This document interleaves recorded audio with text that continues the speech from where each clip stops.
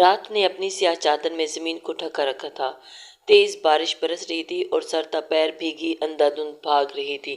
چند لمحوں کے وقفے کے بعد بجلی بے رخی رحمی سے آسمان کا سینہ چیرتی ہوئی پیچھے لگنے لگی تو دشمنوں نے اپنا شکار دیکھتے ہوئے آسانی ہوئی۔ ابے سالی رک!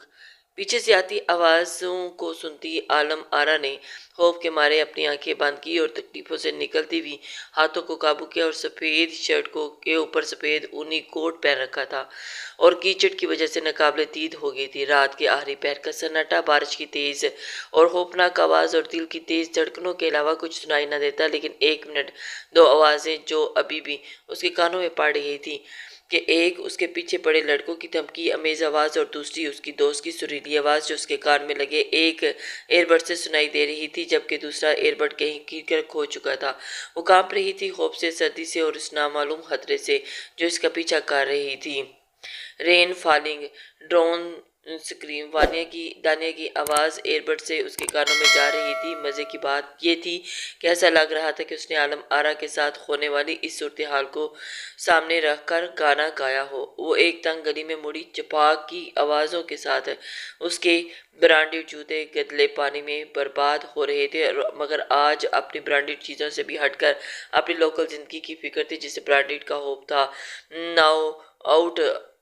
دانیہ کی آواز ٹائمنگ ایسا لگ رہا تھا کہ وہ عالم آرا کی حالت دیکھ کر یہ گانا ریکارڈ کر رہی تھی۔ وہ بھاگتی رہی اور اس امید میں کہ شاید کوئی راستہ مل جائے، کوئی پناہ مل جائے، لیکن جیسے وہ گلی کے آخر تک پہنچی اس کا دل دھک سے رہ گیا۔ سامنے دیوار تھی، یعنی ایک بند گلی۔ ساری مصیبتیں آج ہی آنی تھی۔ ٹھیک ہے، وہ کوئی اچھا کام کر کے گھر نہیں لوٹ رہی تھی، اب گھر والوں سے چھپ کر دوستوں کے ساتھ کلب میں پارٹی کرنے اور 2 بجے وہاں سے نکلنے میں کیا ہی برا تھا۔ شیطان نے پوری فوج کے ساتھ عالم آرا کی سوچ کی عظمت کو سلوٹ کیا تھا۔ وہ یکدم سانس روکی، پھولی ہوئی تھی اور مڑ کر پیچھے دیکھا تو بارش کی موٹی بوندوں نے اس کی آنکھوں کے سامنے کا منظر دھندلایا تھا۔ تیز ہاتھوں سے چہرے پر بہتا پانی صاف کیا۔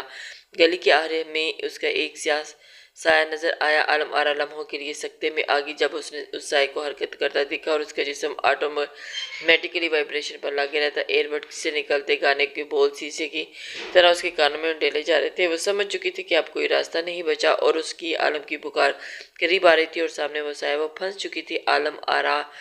بھلا وہ اس دانیہ کی بچی کو کیسے پتا چلا تھا کہ وہ چلا تو رہی تھی مگر اس کی آواز اندر ہی پھنسی ہوئی تھی۔ وہ بے بسی اور خوف سے دیوار کے ساتھ ٹیک لگا کر کھڑی تھی اور اس کا جسم سردی اور دہشت سے تھر تھر کانپ رہا تھا، آنکھیں باہر کو ابھر رہی تھی۔ وہ سایہ عالم آرا کے قریب آتا جا رہا تھا اور دیواروں پر انگلیاں جمائے عالم آرا نے اپنا آخری وقت سمجھتے ہوئے پشت دیوار سے لگائی۔ چڑیا اڑی پر اڑ نہ سکی۔ قریب سے آتی مردانہ بھاری مگر مسحور کن آواز جو عالم آرا کو اس وقت بے حد خوفناک لگ رہی تھی سنائی دی۔ دہل کر سر اٹھایا تو اندھیرے میں 2 سبز آنکھیں چمکتی نظر آئیں اور اس کی سانس خوف کے مارے وہیں اٹک گئی تھی۔ آنکھیں پہلے سے زیادہ پھیلی تھی اور اس نے پہلے وہ سبز آنکھوں والا جن زدہ اس کی سبز آنکھوں سے عالم آرا نے اس کو جس کا بچہ سمجھ لیا تھا۔ وہ اسے سمجھ کچھ اور ہی کہتا۔ عالم آرا ہوش کھونا ہی مناسب سمجھا تھا۔ چپاک کی آواز کے ساتھ اس کا وجود بارش کے بہتے گدلے پانی میں گرا تھا اور ابے یہ تو مر گئی! سامنے سے بھاگ کر آتے ہوئے اپنے دوستوں کو دیکھتے ابھی صدمے سے بولا تھا۔ رک جا، سانس لینے دے، سالی نے بہت بھگایا ہے، جیری نے پھولے ہوئے تنفس کے ساتھ کہا تھا اور اس کے ساتھ ہی دونوں گھٹنوں پر ہاتھ رکھے جھک گئے تھے۔ ابھی تک حیرانی سے بے ہوش پڑی عالم آرا کو دیکھ رہا تھا۔ چلو اب فاتحہ پڑھ لیتے ہیں۔ مرحومہ پر ہمارے ہاتھ حلال ہونے سے بچ گئی۔ شیزی کے بولنے پر جیری نے فوراً ہی ہاتھ اٹھا کر دعا کے ایسے انداز اٹھائے تھے، انہیں زور و شور سے اس لڑکی کی مغفرت کے لیے دعائیں کرتا دیکھ کر ابھی نے انہیں گھورتا دیکھ کر عالم آرا کے پاس گھٹنوں کے بل چکا تھا اور اس کے چہرے پر کیچڑ لگا ہوا تھا جو گرتے ہی بارش کے قطروں کے ساتھ دھلتا جا رہا تھا۔ بال چہرے پر چپکے ہوئے تھے۔ 2 انگلیاں اٹھا کر آگے بڑھا کر اس نے عالم آرا کے نتنوں کے قریب کی اور اس کی سانسوں کا اندازہ لگایا، پھر ہاتھ چاٹتا اٹھ کھڑا ہوا تھا۔ چڑیا مری نہیں، اڑتے اڑتے تھک گئی تو آرام فرما رہی ہے، وہ اپنے دوستوں کو اطمینان سے بتاتے ہوئے بولا تھا اور اس کی سبز آنکھیں رات کے اس تاریکی میں بے پناہ پرکشش اور پراسرار لگ رہی تھی۔ گھنگریالے بال اور سفید رنگت جو عالم آرا اگر ٹھیک سے دیکھ لیتی تو شاید اسے جن زیادہ سمجھنے کے بجائے ایلفی سمجھ لیتی جو انہی تصورات اور فلمی دنیا میں ہوتے ہیں۔ چڑیا کو یہیں کاٹ دے یا گھر جا کر روسٹ کرنا ہے۔ جیری کی آواز شزیر بو میں اچکائے اور سوالیہ نظروں سے افی کو دیکھا تھا۔ افی بادشاہ کے اصولوں والی کتاب لگتا ہے پھر سے پڑھانی پڑے گی تم لوگوں کو۔ افی گرایا تھا۔ اوہ ہو ہاں سر معافی مانگتے ہیں، غلطی ہو گیا۔ ہم عورت کی عزت کرتے ہیں، بچوں سے پیار کرتے ہیں اور بوڑھوں پر مہربان ہوتے ہیں اور دشمن پر عذاب بن کر اترتے ہیں۔ دونوں نے لہک لہک کر رائٹر افی صاحب کی کتاب کی 4 سطریں قوانین سنائے تھے۔ مسخری ہوگی تو اس چڑیا کا کیا کرنا؟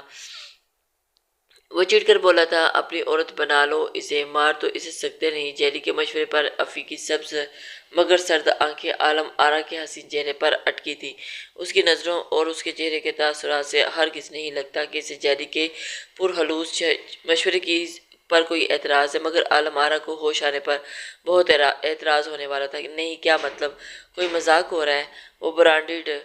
وہ برانڈڈ لڑکی بھلا ایک لوکل گنڈے کی عورت کیسے بن سکتی ہے؟ پر ابھی بادشاہ سے بچنا کوئی آسان کام نہیں تھا۔ عالم آرا کا انکار اس کے گلے کا پھندا بن سکتا تھا جس سے اس کی موت واقع ہو گئی تھی۔ عالم آرا کو اپنی جان بچانے کے لیے عفیف نے عورت بننا ہی تھا۔ No not away I missing storm but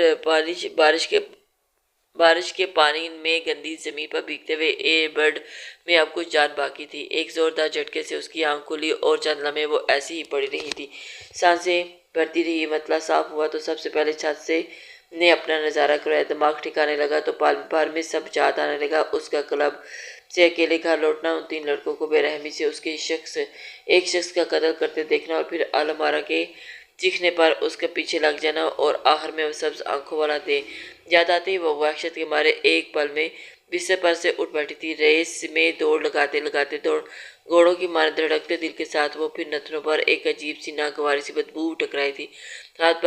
ناک پر ہاتھ رکھتے ہوئے اس نے بو کا تعاقب لگایا اور نگاہیں دوڑائیں۔ سامنے صوفے پر گردن پیچھے کیے وہ سگریٹ پھونکتا ہوا شخص ٹانگ پر ٹانگ چڑھائے بیٹھا تھا، دونوں بازو اس کے صوفے پر خوب پھیلائے رکھا تھا۔ عالم آرا کی آنکھیں خوف کے مارے ایک بار پھر پھیل گئی اور سانس لینے میں دشواری محسوس ہو رہی تھی۔ وہ شخص اب سیدھا ہو رہا تھا۔ نیند پوری ہوگی۔ سب سے پہلے جن کا ٹکراؤ ہوا ان دونوں کی آنکھیں تھیں، سبز آنکھیں سرد اور بے تاثر، جبکہ بھوری آنکھوں میں بے حساب خوف اور بے بسی ہلکورے لے رہی تھی۔ مم مجھے جانے دو پلیز۔ بڑی ہمت مجتمع کر کے عالم آرا نے حلق سے یہ الفاظ برآمد ہوئے تھے، مگر آواز پھر بھی رند گئی تھی۔ آنسوں سے بھری آنکھوں کے ساتھ وہ بے بسی کا مجسمہ بنی اسے بڑی آس سے دیکھ رہی تھی۔ کھڑکی سے آتی روشنی کی لکیر پتھر کے بنے فرش پر گر رہی تھی۔ ابھی دونوں ہاتھوں کی انگلیاں آپس میں پھنسائے آگے کو جھکا اور اتنا کہ اسی کا چہرہ اسی روشنی کی زد میں آ گیا تھا۔ گھنگریالے بال، سبز آنکھیں اور اونچی مغرور ناک۔ اگرچہ وہ جن زیادہ تھا تو ضرور کسی اچھے خاندان سے ہوگا۔ اس کی چمکتی دمکتی جلد کو دیکھتے ہوئے ایک بے وقوفانہ بے وقت سوچ اس کے دماغ میں سمائی تھی اور پھر فوراً اسے جھٹکا کر وہ پھر ابھی کی جانب وہ آس سے دیکھنے لگی تھی، شاید وہ اس کے آنسوں سے پگھل کر اسے جانے دے، مگر اس کے الفاظ نہایت غیر متوقع اور بے حد خوفناک تھے۔ دیکھو باہر کی دنیا اور پرانی زندگی بھول جاؤ۔ تم نے ہمیں قتل کر کے دیکھ لیا تھا، اب تمہاری زندگی کی سب سے بڑی غلطی ثابت ہونے والی ہے۔ اب سے تم یہیں رہو گی، کبھی واپس جانے کا سوچنا بھی مت، بلکہ ایسا کرو کہ یہ فالتو سوچ بھی اپنے دماغ سے نکال دو۔ اب سے یہیں رہنا ہوگا میری عورت بن کر۔ اس کے الفاظ تھے یا کوئی ایٹم بم جو دھڑ دھڑ اس کے سر پر پھٹتے جا رہے تھے۔ چند لمحے وہ یوں ہی فریز ہوتی رہی اور بیٹھی رہی، یوں ہی زندگی بھر قید رہنے کا بھیانک خیال سمجھ میں آیا تو جیسے کسی نے اس کے سپرنگ فٹ کر دیے۔ ایک جس لگا کر بستر سے اترتی دوڑ کر ابھی کے قدموں میں بیٹھ گئی۔ پلیز، میں اپنے سر کی قسم کھاتی ہوں، میں کبھی بھی اس بارے میں کسی کو نہیں بتاؤں گی۔ میرا اس شخص سے کوئی واسطہ نہیں، میں کیوں اس کے لیے اپنی جان خطرے میں ڈالوں گی؟ پلیز مجھ پر رحم کرو، میرے گھر کی ذمہ داری مجھ پر ہے، گھر والے میرے راہ تکڑے ہوں گے، میں رسوا ہو جاؤں گی، میں ایک شریف لڑکی ہوں۔ اس کے پیر پکڑتے منت کرتی وہ بات کے اختتام پر ہچکیاں لینے لگی، سر جھکائے اس کے قدموں میں بیٹھی۔ وہ اس وقت بے بسی کا مجسمہ لگ رہی تھی اور سگریٹ کا دھواں اطمینان سے اڑاتا وہ بے رحمی کا مجسمہ۔ ہاں شریف تو وہ واقعی تم ہو۔ اس کی استہزائیہ آواز سن کر عالم آرا نے جھٹکے سے سر اٹھایا تھا۔ ابھی کے ہاتھ میں وہ ہال پاس تھا جو کلب جانے کے لیے اس نے استعمال کیا تھا، اور پھر اس نے کچھ تصویریں اٹھا کر عالم آرا کے چہرے پر ماری تھی۔ ذلت کے مارے اس کا چہرہ سرخ ہو گیا تھا اور کانوں سے دھواں نکلنے لگے تھے۔ فرش پر گری تصویروں کو سرخ بھیگی نگاہوں سے دیکھا تھا۔ ابھی کے پیروں پر اس وقت گرفت ڈھیلی پڑی تھی۔ وہ اس کی تصویریں تھیں جہاں وہ ہوش و حواس سے بیگانہ کلب میں دھونس بوتھ پر دانیہ کے ساتھ ناچ رہی تھی۔ کچھ کلیگ تو بے حد عیاری سے لیے گئے تھے، جیسے عالم آرا کو بدنام کرنے کی نیت سے لیے گئے ہوں۔ سگریٹ پر سگریٹ پھونکتا ہوا اپی تمسخرانہ نظروں سے اس کا ذلت سے سرخ پڑتا ہوا چہرہ دیکھ رہا تھا۔ بیوی بنا کر عزت سے رکھوں گا، اب یہی تمہارا گھر ہے، رہنے کی عادت ڈالو۔ وہ اپنے پیر ایک جھٹکے سے چھڑواتا ہوا اٹھ کھڑا ہوا تھا، اور اسی لمحے عالم آرا کی نگاہیں اپنے لباس پر پڑی تو یہ وہ لباس نہیں تھا جو اس نے پہن رکھا تھا، یہ اس کا پسندیدہ سفید کوٹ نہیں تھا۔ اس کا کوٹ کہاں تھا؟ پھر یہ اذیت بھرا اور بدترین خیال جس کا سامنا کبھی کسی لڑکی کو نہ کرنا پڑے، عالم آرا کے سامنے ناک بن کر اسے ڈسنے کو تیار کھڑا تھا۔ چیل کی طرح وہ اپی پر پھٹی اور کالر سے پکڑ کر اس کی گردن کو دبوچ لی۔ کیا کیا تم نے میرے ساتھ؟ اس کی گردن پر دباؤ بڑھاتی اپنے بڑے بڑے ناخنوں سے وہ اپی کی گردن پر اچھی خاصی ریچیں ڈال چکی تھی۔ اپی کے لب ایک سائڈ سے پھیلے اور چند لمحے کی توقع کے بعد اس نے عالم آرا کو ایک جھٹکے سے اپنے پشت پر ڈالا اور پھر کسی بیگ کی طرح اٹھا کر پتھریلے فرش پر پٹک دیا۔ ایک دردناک راہ اس کے حلق سے نکل کر رہ گئی تھی۔ فرش پر پڑی آنکھیں میچ تھی، وہ بری طرح سے کرا رہی تھی، ایسے لگ رہا تھا جیسے اس کی ریڑھ کی ہڈی ٹوٹ گئی ہو۔ نگی بوا! اپی کے زور سے پکارنے پر ایک 40-45 سالہ فربا مائل عورت، جس کے جسم بھاری اور چہرہ بیض بھی تھا، تیزی سے اندر داخل ہوئی۔ جی اپی بادشاہ! وہ جلدی سے بولی تھی، اور اس کا دماغ جگہ پر لگائیں، وہ سمجھائیں اور اس کے ساتھ یہاں کیا کیا ہو سکتا ہے اگر اس نے اپی کی بات نہ مانی تو۔ اجازت دے رہا ہوں تو چپ چاپ لے کر سائڈ پر بیٹھ جائیں، مجھے زیادہ شور کرنے والی عورتیں پسند نہیں۔ تکلیف سے بلکتی عالم آرا کو دیکھتے ہوئے وہ رختی سے بول رہا تھا، فکر نہ کریں، میں سمجھا دوں گی، آپ بے فکر ہو کر اپنے کمرے میں جائیں۔ نگی بوا فوراً بولی تھی۔ ایک جھٹکے سے اپنی شرٹ کا کالر درست کرتے ہوئے وہ عالم آرا کو گھورتا ہوا وہاں سے نکل گیا تھا۔ یہ لڑکی کیوں خود کے ساتھ ظلم کر ڈالا؟ افسوس سے عالم آرا کو دیکھتے ہوئے وہ نگی بوا کو اس کی جانب لپکی تھی اور اسے سہارا دے کر نرم بستر پر لٹایا۔ ایک مہربان لمس پا کر عالم آرا ایک بار پھر سے بلک بلک کر رونے لگی۔ یہ لڑکی کیوں روتی ہے؟ اسے شدت سے روتا دیکھ کر نگی بوا کے دل کو کچھ ہوا تھا۔ ایسا کیس انہوں نے اندھیر نگر میں پہلی بار تو دیکھا تھا، اس سے پہلے کہ اپی بادشاہ تو کبھی کسی لڑکی کے ساتھ نظر آیا تھا، نہ ہی کسی لڑکی کو یوں اغوا کر اپنے ساتھ لایا تھا۔ اس درندے نے مجھے برباد کر دیا، لوٹ لیا مجھے۔ ٹانگیں بستر پر مارتی مٹھیوں سے اپنا لباس نوچتی وہ نہایت قابل رحم لگ رہی تھی۔ نگی بوا اسے بڑے غور سے دیکھ رہی تھی اور اس کی جانیں بڑی تھی۔ لڑکی، سنو میری بات سنو، کسی نے کچھ نہیں کیا تمہارے ساتھ، تمہارا لباس گندا ہو گیا تھا، تم پوری بھیگی ہوئی تھی تو میں نے بدل دیا، میں تو تمہاری ماں جیسی ہوں نا، میری بات کا یقین کر لو۔ انہوں نے اس کے دونوں ہاتھ مضبوط گرپ سے تھامے اور عالم آرا کو سچائی سے آگاہ کیا تھا۔ عالم آرا کا اکڑا ہوا وجود ایک دم ڈھیلا ہو گیا تھا، آنکھوں سے بہتا پانی رک گیا تھا اور دھندلائی ہوئی نظروں سے اس نے نگی بوا کا چہرہ کھوجا تو وہاں صرف سچائی دکھائی دی۔ عالم آرا کے اندر ایک سکون بھرا احساس سمایا تھا۔ چند لمحے وہ یوں ہی نگی بوا کا چہرہ کھوجتی رہی جو پیار سے اس کا ہاتھ تھپک رہی تھی۔ آہستہ آہستہ اس کا دماغ غنودگی میں جانے لگا۔ وہ اس قدر تھک چکی تھی کہ وہ بنا کچھ سوچے آنکھیں موند گئی تھی۔ اسے گہری نیند سوتا دیکھ کر بوا بنا آواز پیدا کیے بستر سے اتری اور کمرے سے نکل گئی۔ پیچھے وہ دنیا سے بے خبر سکون کی نیند سو رہی تھی۔ زمین کے نیچے جہاں سورج کی روشنی کبھی نہیں پہنچتی ایک خفیف بستی آباد تھی، نہ کوئی عام بستی نہیں تھی، پتھر کی چٹانوں سے تراشا گیا ایک زیر زمین خفیہ علاقہ تھا جہاں ہر دیوار، ہر گلی، ہر گھر پتھر کی مصنوعی اور سرد مہری سے بھرا ہوا تھا۔ اندھیرا یہاں کا سب سے وفادار ساتھی تھا جو ہر کونے میں مستعد رہتا، لیکن ٹمٹماتی مشعلوں اور موم بتیوں کی روشنی اسے کبھی کبھار پیچھے دھکیل دیتی تھی، اس لیے اس کا نام اندھیر نگر تھا۔ جہاں کی ہوا نم تھی اور جہاں پتھر ایک سے جڑے ہوئے تھے، لیکن اس خفیہ جگہ کا دل وہ عالیشان گھر تھا جو اپی بادشاہ کا تھا، جو یہاں کے لوگوں کے دلوں پر پوری طرح راج کرتا تھا اور پوری شان سے اپنی غیر قانونی سلطنت چلاتا تھا۔ اس چڑیا کے بارے میں کیا سوچا تو نے؟ جیری کی آواز پر کافی کا مگ لبوں تک لے جاتے ہوئے اپی کا ہاتھ پل بھر کے لیے رکا تھا۔ وہ سر جھٹک کر اسے لبوں سے لگاتا گھونٹ گھونٹ کر کے حلق سے اتارنے لگا۔ جواب نہ پا کر جیری نے آنکھوں سے شہزی کو اشارہ کیا جیسے پوچھ رہا ہو کہ اسے کیا ہوا ہے۔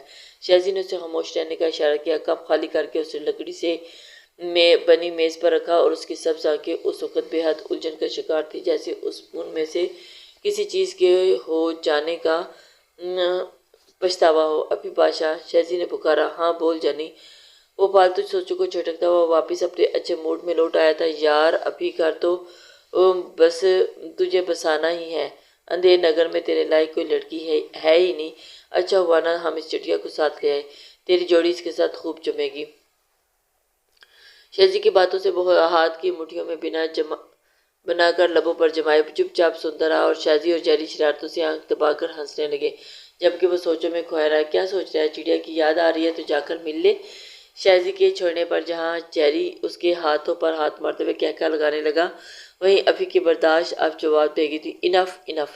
وہ دھاڑتا ہوا جیری شہزی کو سانپ سو گیا تھا۔ جس جگہ وہ ابھی لمحہ بھر پہلے کہکے لگاتے وہاں گہری خاموشی چھائی ہوئی تھی، بس گہری سانسوں کا تسلسل جاری تھا۔ یہ کیا بکواس لگا رکھی ہے تمہاری بیویوں کو؟ کیا میں چڑیا کہہ کر پکارتا ہوں؟ وہ لڑکی اب میری عزت ہے، بہتر ہوگا کہ آج کے بعد اس کا نام لینے سے پہلے اپنی زبانیں پاک کر لینا، سمجھے؟ اس کے ماتھے کی نسیں ابھر رہی تھیں، آنکھوں میں سرخ ڈورے اتر کر آئے تھے۔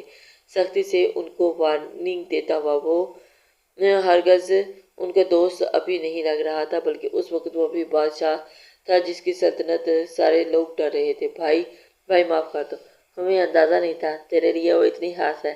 وہ دونوں سر جھکائے مجرموں کی طرح سامنے کھڑے تھے۔ ابھی بغیر کوئی جواب دیے غصے سے تن پن کرتا ہوا نکل گیا تھا۔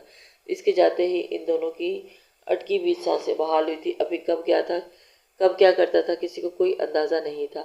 لڑکی کہاں ہے؟ لڑکے کمرے میں داخل ہوتے ہوئے وہ دھڑا تھا، اور نگی بوا جو قہوے کا کپ ٹیبل پر رکھ رہی تھی اچانک اس افطار پر بوکھلا گئی تھی۔ مڑ کر دیکھا تو ابھی بھرا ہوا نتنے بھلائے اعلیٰ مارا کی تلاش میں نظریں دوڑاتا ہوا کمرے میں ادھر ادھر دیکھ رہا تھا۔ ابھی بادشاہ سب خیریت تو ہے نا؟ نگی بوا اس کے اچانک غصے سے پریشان ہوئی تھی۔ جواب کی بجائے سوال بن کر ابھی نے ضبط سے آنکھیں میچتے ہوئے مٹھیاں پیچتی تھی۔ نگی بوا جو پوچھا ہے اس کا جواب دے۔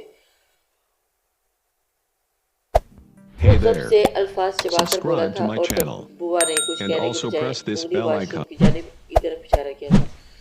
ابھی بوا بنا اس کی جانب بڑھا۔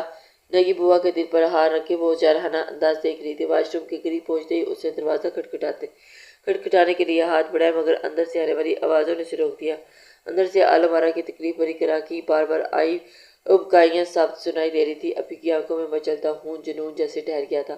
وہ حیران پریشان نظروں سے بوا کی جانب دیکھتا ہوا مڑا، جو نارمل حالت سے آتا ہوا دیکھ کر پرسکون ہوئی تھی۔ رات سے اس کی یہی حالت ہے بوا؟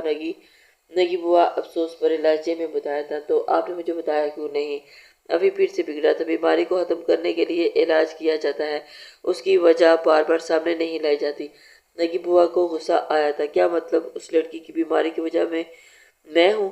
ابھی نہ سمجھی سے خود کی طرف اشارہ کرتے ہوئے انگلی سے سینے پر رکھی ہوئی تھی۔ جی آپ ہی ہیں ابھی بادشاہ، اگر یہ بات سمجھ نہیں آئے تو پہلے خود پر قابو پائیں۔ نگی بوا نے نرمی اور مصلحت سے کہا۔ ابھی چند لمحے اسے دیکھتا رہ گیا اور پھر گہری سانس لے کر پلکیں جھپکائی اور سر ہلا دیا۔ بتائیں کیا مسئلہ ہے؟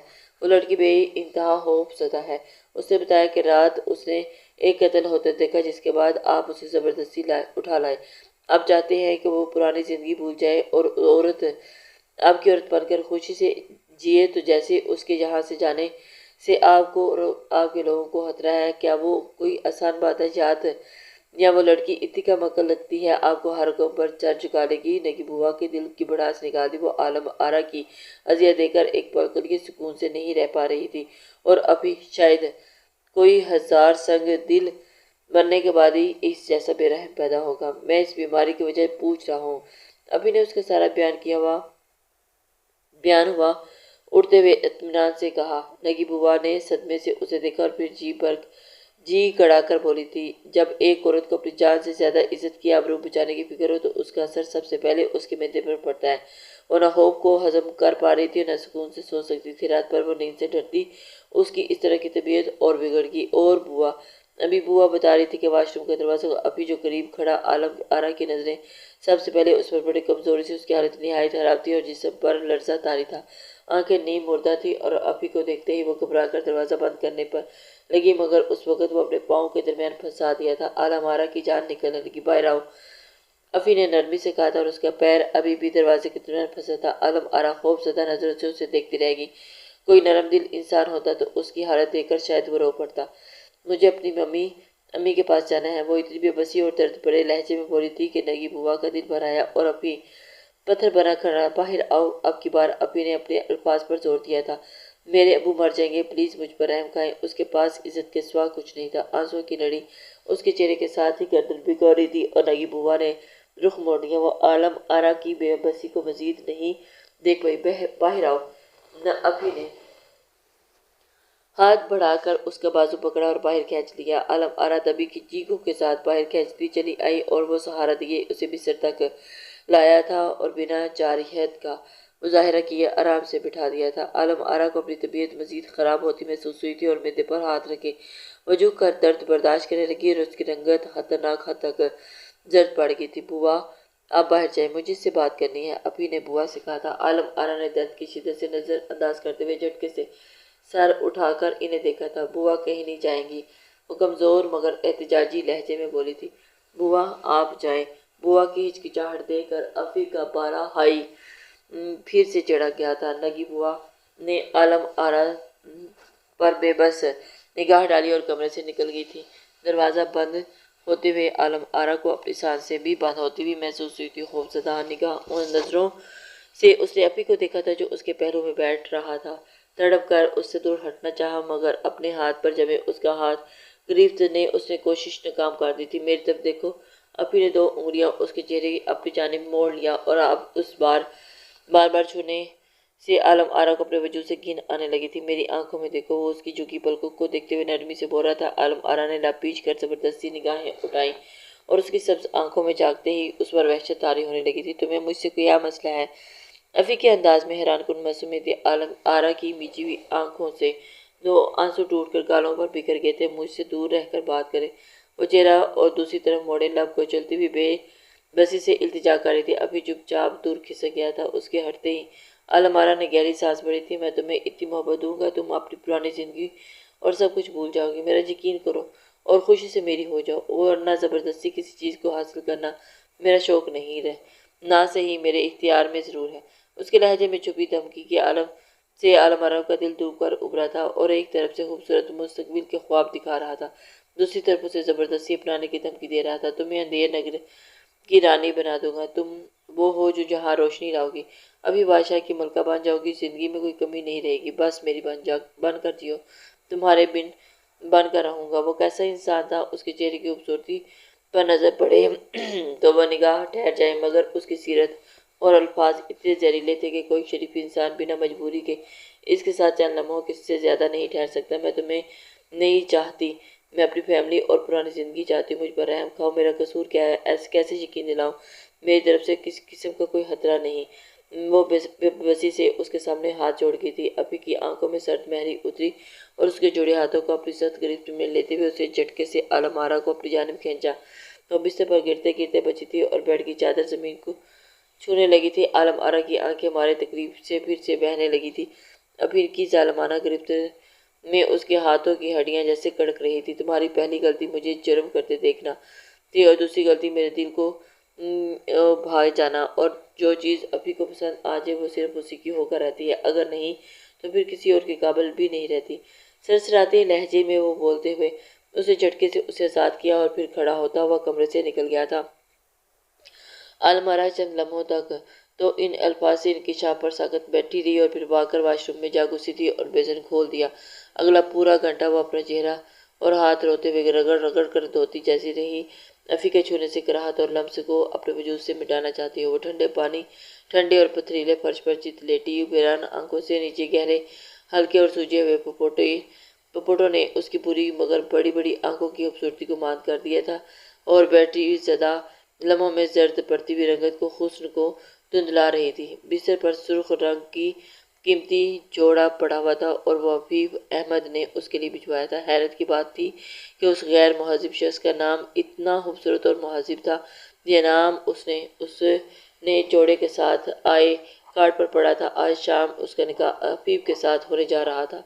وہ اتنی بے بس ہو چکی تھی کہ وہ بس چپ چاپ یہ تماشا دیکھ رہی تھی۔ آنسو ٹوٹ ٹوٹ کر گرتے پتھریلے فرش پر جذب ہو رہے تھے اور اس کے سامنے اس کا ماضی جو چند دن پہلے تک نہایت خوشگوار کسی فلم کی طرح چل رہا تھا۔ وہ عالم آرا درانی صدیق درانی کی سب سے چھوٹی لاڈلی بیٹی مگر ان کا بازو سہارا تھی اور اس کی ایک بڑی بہن تھی سحر درانی، جو خاموش، برباد اور صابر اور گھریلو لڑکی تھی، بالکل اپنی ماں انیسہ درانی کی طرح۔ دونوں بہنوں کا ایک چھوٹا بھائی تھا، اعظم درانی۔ اپنے بہن بھائیوں میں عالم آرا سب سے زیادہ ذہین تھی، اس لیے وہ ایک بہت بڑی کمپنی میں سافٹ ویئر انجینئر کی اعلیٰ پوسٹ پر کام کر رہی تھی۔ اس کے علاوہ اس کے ڈھیروں انٹرنیشنل کلائنٹس بھی تھے جو اس کے ساتھ کام کرنا چاہتے تھے۔ اتنی کم عمر میں کامیابی نے اسے خود سر اور مغرور کر دیا تھا، اور وہ مسلمان صرف نام کی تھی اور اوپر سے پوری صحبت سے اسے دن بدن بگاڑتی جا رہی تھی۔ وہ حسین بھی تھی، ذہین بھی، اور گھر میں سب کی لاڈلی بھی تھی۔ اس لاڈ نے اسے ہر چیز سے بے خوف کر دیا تھا۔ دن بھر وہ آفس کے کام میں مصروف رہتی، اس لیے اپنی خواہشات پوری کرنے کا وقت اسے رات کو ملتا تھا۔ گھر والوں سے جاب کا بہانہ بنا کر وہ رات بھر دوستوں کے ساتھ الٹے سیدھے کاموں میں ملوث رہتی۔ کنسرٹس، کلبنگ اور جوا اس کی روٹین کا حصہ بن چکے تھے۔ گھر والوں کو اس کے یہ کام معلوم نہیں تھے، اور ان کے نزدیک ان کی بیٹی نہایت شریف لڑکی تھی جو دن رات کام کر کے گھر کا بوجھ اٹھاتی تھی۔